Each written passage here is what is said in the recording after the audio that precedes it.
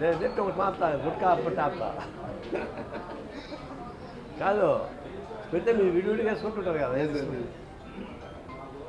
నేను ఎంత చెప్పినా కత్తిరి మీ చేతిలో ఉంటుంది. మళ్ళీ రేపు రావాలంటే రోజు వస్తాను చెప్తాను మీరు వీడికి ఇదే పని లేదా అని. ఓకే, అందరికీ నమస్కారం. దేశం ప్రపంచం విభ్రాంతి పడే పద్ధతుల్లో ఈ న్యాయ వ్యవస్థకి కళంకం వచ్చింది. న్యాయ వ్యవస్థకు కళంకం రావడానికి పరాకాష్ఠగా నిన్న మొన్న ఢిల్లీ హైకోర్టులో వర్మ గారి ఉదంతమే. మరి జడ్జి ఇంట్లో వందల కోట్ల రూపాయల కరెన్సీ ఉండడం అనేది ఆశ్చర్యం. ఆయన వ్యాపారం చేసేది లేదు, ఇంకొకటి లేదు. ఆ డబ్బులు ఉన్నాయంటే అర్థం లేదని ఆయన బుకాయిస్తున్నాడు. కానీ ఫైర్ డిపార్ట్మెంటు 4 రోజుల తర్వాత అక్కడ ఏం లేదని చెప్తా ఉంది. అంటే వాళ్ళు మేనేజ్ చేశారు. ఫస్ట్ ఆ ఫైర్ డిపార్ట్మెంట్ ఉన్న యాక్షన్ తీసుకోవాలి. వాళ్ళని ఫైర్ చేయాలా? ఫైర్ డిపార్ట్మెంట్ పనిచేసేవాడు. వాళ్ళు అబద్ధం చెప్తున్నారు. ఫోటోలు కనిపిస్తున్నాయి, కాళ్ళని కట్టలు కనిపిస్తున్నాయి. కానీ నేను అబద్ధం అని చెప్పడానికి వీల్లేదు. ఖచ్చితంగా అతను అవినీతికి పాల్పడడానికి అర్థమవుతుంది. అయితే ఆయన ఇచ్చే గత జడ్జిమెంట్స్ మొత్తం పైన పరిశీలించాలి. ప్రతి జడ్జిమెంట్లో అతను అంశం ఉండే ఉంటుంది. రెండవది ఏంటంటే ఈరోజు వర్మను చూస్తున్నాం మనం. అసలు బీజేపీ గవర్నమెంట్ కేంద్రంలో వచ్చి మొదలుకొని మోడీ ప్రధానమంత్రి మొదలుకొని కూడా జ్యుడిషియరీ మీద పెత్తనం ఎక్కువైంది. వాళ్ళు పెత్తనం ఎంతగా సాగిస్తున్నారంటే వాళ్ళకి అనుకూలంగా జడ్జిమెంట్ ఇస్తే వాళ్ళందరూ రాజ్యసభకు పోతున్నారు, రాష్ట్ర గవర్నర్లు అవుతున్నారు, తర్వాత స్పెషల్ ఇన్ఫర్మేషన్ డిపార్ట్మెంట్కి పోతున్నారు, పెద్ద పెద్ద పోస్టులకు పోతున్నారు. అంటే కేంద్ర ప్రభుత్వం మోడీ వచ్చిన తర్వాత జ్యుడిషియరీ పైన నాగబాబు పడగబెట్టేసింది. లేకపోతే చీఫ్ జస్టిస్ చంద్రచూడ్ ఉన్నప్పుడు ప్రధానమంత్రి మోడీ వాళ్ళ ఇంటికి పోతాడా పూజ చేయడానికి? జ్యుడిషియరీ ఇంటికి అట్లా పోవచ్చా ప్రధానమంత్రి ఉన్నాడు? దీన్ని బట్టి అర్థం ఏంటంటే వాళ్ళ ఒత్తిడి బాగా పెరుగుతూ ఉంది. కొలిజియం పైన కూడా రకరకాల ఇబ్బంది పెడుతూ ఉన్నారు. తర్వాత వచ్చినటువంటి పర్యవసానాలు కేంద్ర ప్రభుత్వం ఎప్పుడైతే అవినీతికి చొప్పించి ప్రమోషన్ ఇస్తూ ఉందో మనం కూడా చేయొచ్చు అని చెప్పేసి అనేటువంటి సిస్టమ్ న్యాయ వ్యవస్థ వచ్చేసింది, కిందాకు వచ్చేసింది. డేంజర్ అక్కడ ఉంది. ఇప్పుడు ఈరోజు వర్మ మూర్ఖత్వంతో తగులుకొని ఉండొచ్చాము, కానీ అసలు దిగజారిపోయింది. న్యాయ వ్యవస్థ కూడా మనం ఏమైనా చేసుకోవచ్చు, మనల్ని ఏమి ఎవరేం చేయరు. కేంద్ర ప్రభుత్వం మనల్ని నెట్టుతూ ఉంది. ఒకరు నెట్టితే చాలు కదా. అంతకుముందు పనిచేసేవాడు చాలా దొరికినవాడు దొంగ. వర్మ దొరికాడు కాబట్టి దొంగ. దాన్ని దొరకని పెద్ద మనుషులు చాలామంది ఉన్నారు. హైయెస్ట్ పోస్ట్లో జ్యుడిషియల్ ఉన్న కూడా చాలామంది అవినీతి పరులుగా ఉన్నారు. అవన్నీ కూడా ఎంక్వైరీ చేసి తెలుసు. అందులో ఇప్పుడు ఈ మన కాన్స్టిట్యూషన్ ఏం చెప్తుంది? ఏ జడ్జిని కానీ గెప్పక ఏం చేయకూడదు అంటారు. ఏం చెబుతాను, ప్రతి చట్టాలు మార్చుకోవాల్సి వస్తుంది అవసరం. ఈ వర్మను మాత్రం, జస్టిస్ వర్మన్ మాత్రం ఆయన అలహాబాద్ వద్దంటున్నారు, ఎవరు రానియరు. ఆయన ఎంట్రన్స్ సుప్రీం హైకోర్టు ఎంట్రన్స్ ముందర ఒక కుర్చీ వేసి ఆడ కూర్చొని పెట్టాలా. ఆయనే సస్పెండ్ చేయకల్లా, ఇంప్రూవ్మెంట్ చేయకల్లా. ఇంప్రూవ్మెంట్ చేయడం సాధ్యం కాదు. ఆయన ఎంట్రన్స్లో కుర్చీ, మంచి కుర్చీ వేసి, సోఫా వేసి ఆయన దానిలో కూర్చొని పెట్టాలా. ఆయనకే పనియకూడదు. అలాంటి పనిష్మెంట్ వస్తే మిగతా భయపడతారు.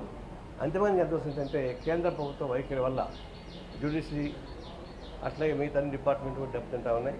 చాలా విచారకరం. ఇది ఒక బ్లాక్ స్పాట్. అంతో ఇంతో గౌరవం ప్రజలకి ఉండేది కోర్టుల పైన. ఆ కోర్టు ఇట్లా అయిపోయిన తర్వాత ఇంకెవరు చెప్పుకోవాలా? రాజకీయ వ్యవస్థ అయిపోయా. మన పార్లమెంట్లో ఉన్నటువంటి మంత్రులు రేప్ కేసులు ఉన్నాయి, మర్డర్ కేసులు ఉన్నాయి.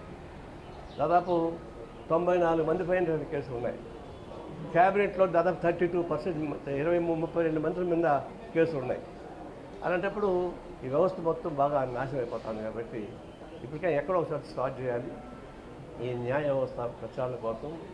ముఖ్యంగా కేంద్ర ప్రభుత్వం ఈ 5 అంగాలు ఉన్నాయి: president of India, judiciary, election commission of India, CBI, నీతి ఆయోగ్. వీటి జోలికి పోకూడదు. ఇది స్టాట్యూటరీ బాడీస్. ఇవి స్టాట్యూటరీ బాడీస్ కిందకి ఎవరు ఏ పార్టీ వచ్చినా దాని జోలికి పోకూడదు. కానీ వీళ్ళు పోతున్నారు, మొత్తం నక్కేస్తున్నారు. ఎలక్షన్ కమిషన్ ఆఫ్ ఇండియాని చంపేశారు, జ్యుడిషియల్ని చంపేస్తున్నారు, సిబిఐ ఇంక చెప్పక్కర్లా. ఒక నేరపూర్తున్న వ్యక్తి 11 ఏళ్ళుగా బెయిల్లో ఉంటాడా ఎక్కడైనా? తర్వాత ఈ లోపల సాక్షులు మొత్తం మాయం చేసుకుంటూ ఉంటారా? అమిత్ షా సాక్షులు మాయం చేసుకుంటూ వచ్చే ఆయన నిర్దోషయ్యాడు. ఇప్పుడు జగన్ కూడా సాక్షులంతా మాయం చేసుకుంటూ వస్తున్నాడు. బహుశా ఆయన పార్టీని పట్టున్నాడు. ఇట్లాంటి ప్రమాదం దొంగ తీవ్రంగా ఖండిస్తూ ఉన్నాం. రెండవది డీలిమిటేషన్ని దురదృష్టవశాత్తు సౌత్ ఇండియా నార్త్ ఇండియా అనేటువంటి అభిప్రాయం తీసుకుంటున్నారు. ఇది చిన్న ప్రమాదం. ఈ south India north India feeling కాదు ఇది. మన ఫెడరలిజం మీద దాడి చేస్తున్నారు. మోడీ ప్రభుత్వం వచ్చిన కూడా ఫెడరలిజం మీద దాడి చేస్తున్నారు. రాజ్యాంగంలో ఫెడరల్ స్ఫూర్తి ఉంది. అయితే ఆ మధ్యకాలంలో ఫెడరల్ స్ఫూర్తిని ధ్వంసం చేస్తూ ఇందిరాగాంధీ చాలా పవర్ఫుల్ ఉన్నప్పుడు ఆ రాష్ట్రాలు చాలా ఇబ్బంది పెట్టిన మాట వాస్తవం. అయితే ఎన్టీ రామారావు తెలుగుదేశం పార్టీ పెట్టిన తర్వాత, ఆయన ముఖ్యమంత్రి అయిన తర్వాత ఈ ఫెడరల్ స్ఫూర్తికి ఆయన ఆదురయ్యాడు. ఇదేంటి, కేంద్రం రాష్ట్రాల మధ్య సంబంధం ఉండాలి కదా. అసలు ఒక పెద్ద మాట అన్నాడు, దాన్ని మేము కూడా ఒప్పుకోం. కేంద్రం ఒక మిథ్య అన్నాడు. ఎందుకన్నాడు? రాష్ట్రాల్లో హరిస్తూ ఉంది, ప్రజల చేత అనుకోబడిన ప్రభుత్వాన్ని అవమానపరుస్తున్నటువంటి కేంద్రం అన్నాడు. దీన్ని చూసిన తర్వాత జాతీయ స్థాయిలో అన్ని రాజకీయ పార్టీలు మొబిలైజ్ చేసి తర్వాత పెద్ద మీటింగ్లు పెట్టి ఫెడరల్ స్ఫూర్తిని అమలు చేయడానికి ఉపయోగపడ్డాడు. అంటే ఈ భారతదేశంలో రాజ్యాంగంలో ఉన్న దాన్ని అమలు చేయకుండా ఉండి విరుద్ధంగా పాలించేటప్పుడు ఈ ఫెడరల్ స్ఫూర్తిని ఎన్టీ రామారావు ఎజెండాకి తీసుకొచ్చాడు, జాతీయ స్థాయి ఎజెండాకి తీసుకొచ్చాడు. అందులో జ్యోతిబాసు అంటే వాళ్ళు, దేవుడు అలాంటి వాళ్ళు అందరూ కూడా మొబిలైజ్ చేశాడు. ఆ విధంగా దీన్ని ఫెడరల్ స్పిరిట్ని నిలబెట్టాడు. ఇప్పుడు ఈ ఫెడరల్ స్ఫూర్తి మొత్తం ధ్వంసం చేయడానికి మోడీ జరగట్టుకున్నాడు. అంతా నేను చెప్పేదే వినాలి, ఒకే నాయకుడు ఉండాలి, ఒకే ఓటు ఉండాలి, అలాగే పెడతా ఉన్నాడు.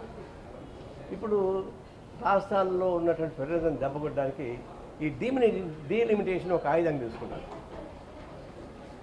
దీని ద్వారా వచ్చే పర్యవసాలు చాలా ఉన్నాయి. చాలా మంది చెప్తాం, మనం అని చెప్పక్కర్లా. దాని పర్యవసాలు రాజ్యాంగం ఏం చెప్పింది? అంబేద్కర్ ఏం చెప్పాడు? భారతదేశంలో 0.5% ఉన్న 1% ఉన్న జైన్స్ కానీ బుద్ధిస్ట్ కానీ ఎవరు కానీ వాళ్ళకు కూడా సమానమైనటువంటి హక్కులు కావాలని కోరాడు. వాళ్ళందరూ సమానంగా ఉంటేనే భారతదేశం ఐక్యంగా ఉంటుంది. బ్రిటిష్ సామ్రాజ్యం వారి యుద్ధంగా పాలన సాగించినప్పుడు అందరూ ఒకటయ్యారు. అది ఆ స్ఫూర్తితో రాజ్యాంగం నిర్మించబడింది. దానిలో అయితే 6%ఏ కదా, ఇప్పుడు 1%ఏ కదా పాపులేషను, వాళ్ళది ఒక లెక్క ఉంది అని చెప్పేసి అని చెప్తే ఇక భారతదేశం ఒకటిగా ఉండదు. అందుకే వాళ్ళు ఏం చేస్తారు? మెజారిటైజేషన్ పెడుతున్నారు. అంటే మెజారిటీ ఉండనే ఆమోదించాలి. మెజారిటీ అర్థం ఏంటి? భారతదేశంలో మెజారిటైజేషన్ పేరు పెడితే ఇక సెక్యులరిజం ఉండదు, ఫెడరలిజం ఉండదు, ఆయా రాష్ట్రాల సమస్యల పరిష్కారం కావు.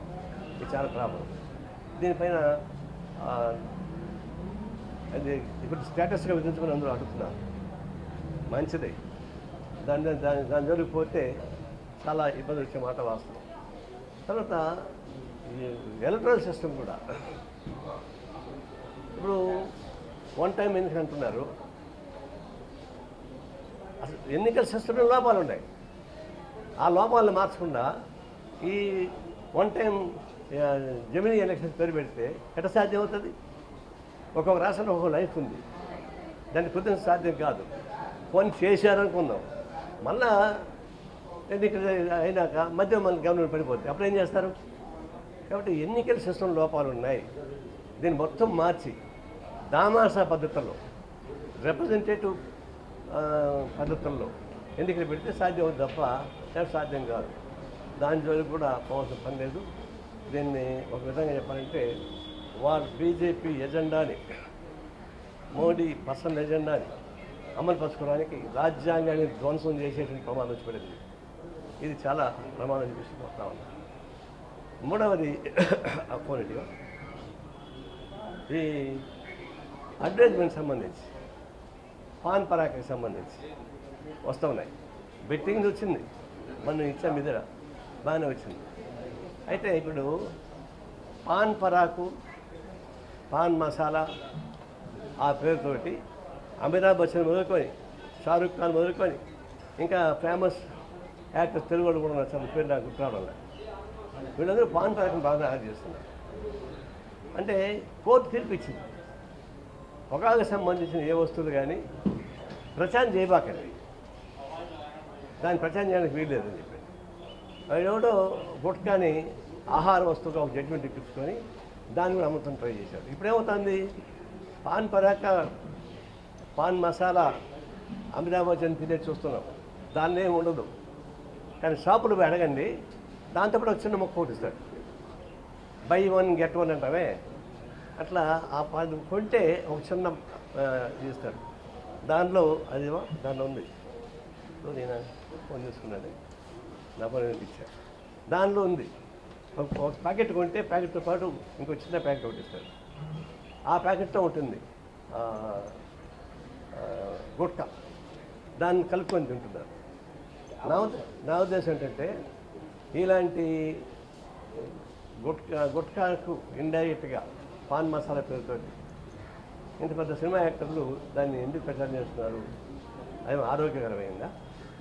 మీకు ఎన్ని వందల కోట్లు ఆస్తుంది, అమితాబ్ బచ్చన్కి ఎన్ని వేల కోట్ల రూపాయలు ఆస్తుంది, షారూఖ్ ఖాన్కి ఎన్ని కోట్ల వస్తుంది, సినిమా వాళ్ళకి తెలుగు వాళ్ళకి ఎన్ని కోట్లు ఉంది, అన్ని ఆశలు సంపాదించే వాళ్ళు పనికి మాలిన అడ్డది మీకు ఇవ్వాలన్నా? ప్రజల్ని క్యాన్సర్ చేయటువంటి రోగాలకి ఉపయోగపడేదాన్ని మీరు దాన్ని ప్రచారం చేయాలన్నా? గడ్డు రెడ్డి కక్కుర్తి పడతారా? డబ్బులకి ఉండే కోట్లు చాలదా? మీరు పోయి మంది ఎత్తకపోతారా? మేమన్నా మీకు కాస్త మంది తగలబెడతారా? నోట్లు అని తీసుకొచ్చి వర్మ నోట్లు తగలబెట్టేట్టుగా. కాబట్టి ఇట్లాంటి చెడు ఫలితాలు ఇచ్చేటువంటివి కానీ అడ్వర్టైజ్మెంట్కి మీరు పోకూడదు. మీకెందుకు ఇస్తారు డబ్బులు? వాళ్ళు ప్రజలను మీరు ఆకట్టుకున్నారు, కళామ తల్లికి సేవ చేస్తున్నారు, కళామ తల్లికి సేవ చేస్తే రాజ్యాన్ని ప్రేమిస్తారు. అందువల్ల ప్రేమించేటప్పుడు ఆ అభిమానాన్ని దుర్వినియోగం చేసి అమ్మేస్తారా? మీకు వచ్చినటువంటి పేరు ప్రతిష్టల్ని గుట్కాలకు అమ్ముతారా? పాన్ పరాకులకు అమ్ముతారా? ప్రజలను అవమానం చేస్తారా? నేను తీవ్రంగా ఖండిస్తున్నాను. ఇలాంటి వాళ్ళు ఇలాంటి చీప్ లాభాల కోసం సమాజాన్ని నట్టేట ముంచబాకండి, ప్రజల్ని ఇబ్బంది పెట్టబాకండి. అట్లాంటి అడ్వర్టైజ్మెంట్లు వద్దని చెప్పేసి మేము కోరుతాం. అంతేనా? ఇంకేముందా? కాదు, ఆయనకి ఇచ్చాను, ఇచ్చాను.